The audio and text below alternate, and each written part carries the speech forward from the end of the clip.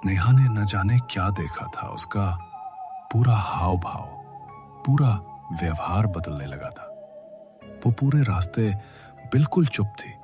हमने बहुत पूछने की कोशिश की, लेकिन स्नेहा हमारी तरफ देखती, फिर बिना कुछ कहे बाहर जंगल देखने लगती। धीरे धीरे हम लोग पहाड़ों में दाखिल होते जा रहे थे। जंगल और घना हो रहा था।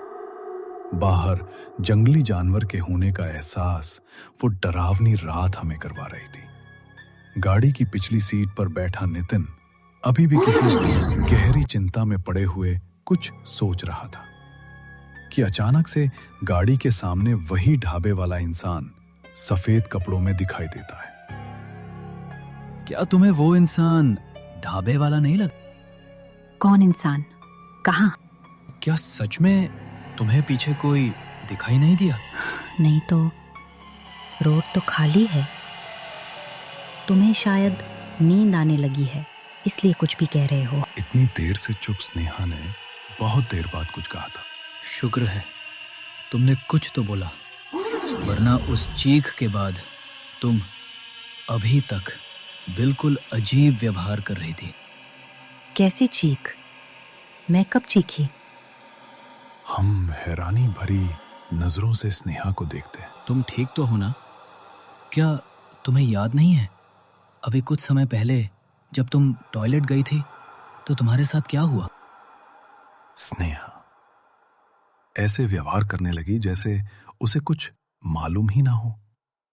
अचानक उनकी गाड़ी का टायर पंचर हो गया और राहुल ने गाड़ी बीच सड़क पर रोक दी। पूरा रोड सुनसान था। रात के 2 बज रहे थे। लगता है आज हमें यहीं कहीं रुकना पड़ेगा। इतना कहकर उन्होंने एक पेड़ के पास सीधी जगह पर अपना टेंट लगाया।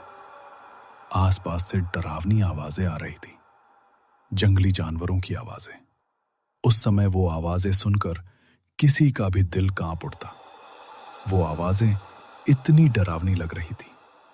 अचानक तेज हवाएं चलने लगी, इतनी तेज कि उनका लगाया टेंट, जो लगाए उन्हें अभी मात्र 30 मिनट भी नहीं हुए थे, वो पूरा उखड़कर उस हवा के साथ चला गया।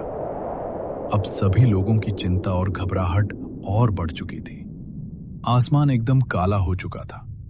चारों तरफ जमा देने वाली ठंडी हवा चल रही थी कि इतने में जंगल में एक आवाज बहुत ही भयानक और क्रूरता के साथ गूंजी। इतना सुनते ही स्नेहा चीख पड़ी, ये वही है, ये वही है। इतना कहकर वो बेहोश होकर गिर पड़ी। शौर्य ने संभाला और सारे लोग जाकर गाड़ी में बैठ गए और कांपते हुए गाड़ी के दरवाजे लॉक कर दिए। गाड़ी का टायर सिर्फ पंचर है, क्या पता आगे कहीं हमें किसी से मदद मिल जाए। आगे हमें कोई भी मदद नहीं मिलेगी। हमें यहाँ से वापस चलना चाहिए। मेरी बात मानो और वापस चलो। लेकिन राहुल ने उसकी बात नहीं मानी और गाड़ी को बहुत मना करने पर भी स्टार्ट करने लगा। चाबी घुमाते ही गाड़ी थोड़ी आवाज करती और बंद हो जाती। ऐसा बार बार होने लगा। मैं कह रहा हूं ना, यहाँ सब कुछ गड़बड़ है। ऐसा ना हो जन्मदिन मनाने आए हैं और कोई जिंदा तक वापस ना जा पाए। स्नेहा को अचानक होश आया। वो घबराकर रोते हुए कहने लगी, उसने मुझे छुआ था। वो बहुत ही भयानक और बेचैन करने वाला था। स्नेहा के इतना कहते ही अचानक गाड़ी की लाइट धीरे धीरे कम होने लगी। चारों तरफ से आवाजें इतनी डरावनी आ रही थीं कि सुनकर रोंगटे खड़े हो जाए। गाड़ी में बैठे सभी लोग अब पसीना पसीना हो गए थे कि अचानक गाड़ी में रेडियो का एक चैनल अपने आप चल पड़ा। उसमें पुराने और डरा देने वाले गाने चलने लगे। शौर्य ने अपने फोन को निकालकर मदद मांगनी चाहिए, लेकिन वहां नेटवर्क का जरा भी नामो निशान ना था। मुझे तुम्हें यहाँ आने ही नहीं देना चाहिए था। मैं ही बेवकूफ हूँ, सबसे बड़ा बेवकूफ। वो यहीं कहीं पर मौजूद है। कौन यहाँ पर मौजूद है? तुम किसकी बात कर रहे हो नितिन? वही जो यहां आने तो देता है लेकिन जाने नहीं देता। एक ऐसा हैवान जो कभी इसी वीराने में अपना एक छोटा सा ढाबा चलाता था। वो बेचारा अकेला था, दुनिया से दूर, बस अपनी छोटी सी दुनिया में खुश था। पर एक काली रात शहर से आए कुछ दरिंदों ने उसकी खामोशी को चीख में बदल दिया। उन्होंने पहले उसे बेदम होने तक पीटा और फिर एक जंग लगे चाकू से उसका मुंह दोनों कानों तक चीर दिया ताकि उसकी रूह की तड़प बाहर ना निकल सके। उसकी आंखों के सामने उसका ढाबा जला दिया गया और फिर उसे भी उसी आग में फेंक दिया गया। वो मरा नहीं था, वो जल रहा था। अपनी आखिरी सांस तक वो आग में लोटता रहा, पर उन्होंने उसे मारकर लपटों में धकेल दिया।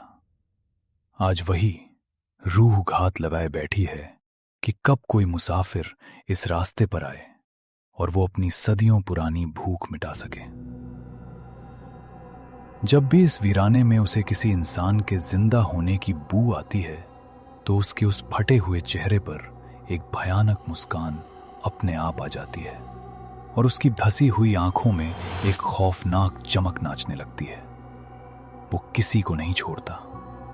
आज तक जो भी बदनसीब इस रास्ते पर रात के वक्त फंसा है वो कभी लौट कर वापस नहीं गया, कभी भी नहीं। नितिन के इतना कहते ही गाड़ी के सामने शीशे पर अचानक से एक हाथ आया, खून से लिथरा हुआ।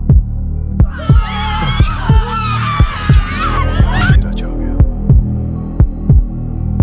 बहुत दिनों के बीतने के बाद जब उनके घर वालों ने पुलिस स्टेशन में रिपोर्ट लिखवाई कि उनके बच्चे गायब हैं, तो पुलिस उन्हें ढूंढने निकल पड़ी। वो उनकी पुरानी लोकेशन ट्रैक करते करते वहीं पहुंची जहां वो लोग खाना खाने रुके थे। लेकिन वहां पर अब न तो कोई ढाबा था और न ही कोई इंसान। वहां से आगे उनकी लोकेशन गायब थी। इसका मतलब समझे, उन चारों की केवल लाशें ही उस जंगल से पुलिस को बरामद हुई और वो पहाड़ी का रहस्य बनकर ही रह गया।